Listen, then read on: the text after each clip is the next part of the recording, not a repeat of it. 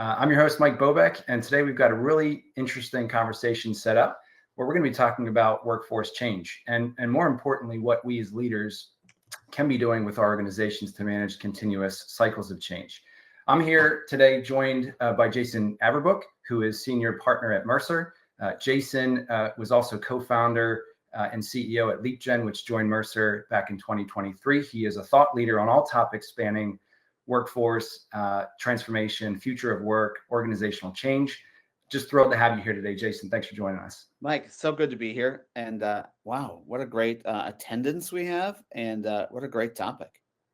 Yeah, so we're going to dive in shortly, but just a couple of housekeeping items before we get going. The first is there is a chat, so feel free to answer or ask questions along the way. Jason and I are going to reserve some time at the end so that we can address as many of those as we can. And secondly, we are going to be including some polling questions.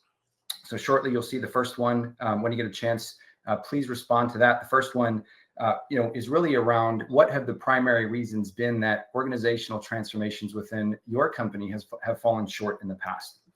So with that, let's dive in. So Jason, just to kick us off here, we know that the world of work is constantly changing, right?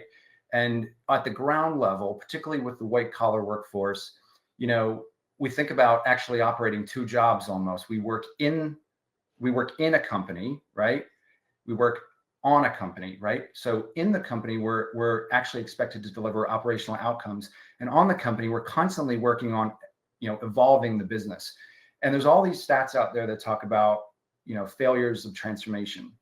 So 70% of organizational transformations fail. We've done at Orgvue our own research that suggests that CEOs would rather actually quit, than take their company through another round of transformation. So my first question to you is why is transformation so painful? Yeah, I love that question, and thank you for calling that out.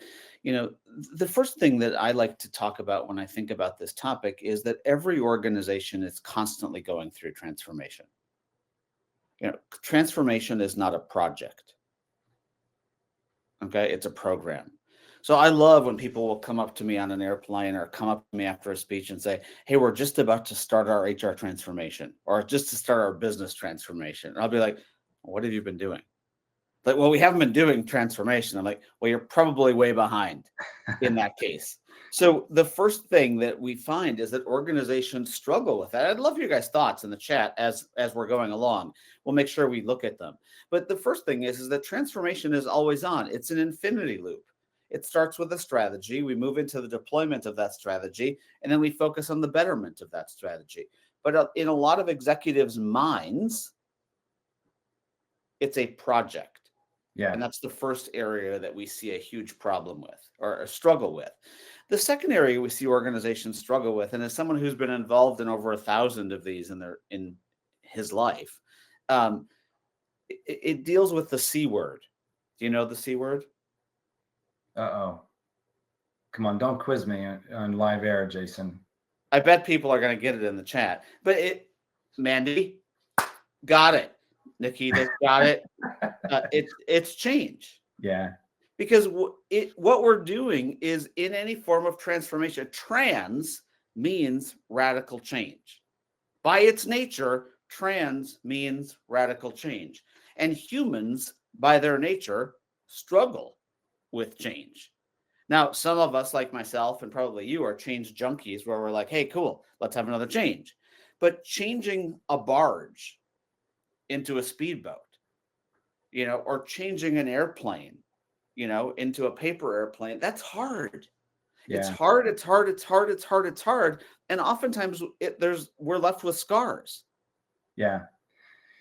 Yeah. And I want to talk about some of those scars, right? Because even I hear what you're saying, right? Hey, I get to my third one? Oh, yeah, please. Go for it.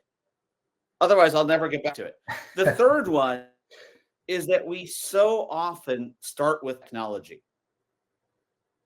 And we're like, the technology is going to drive the change.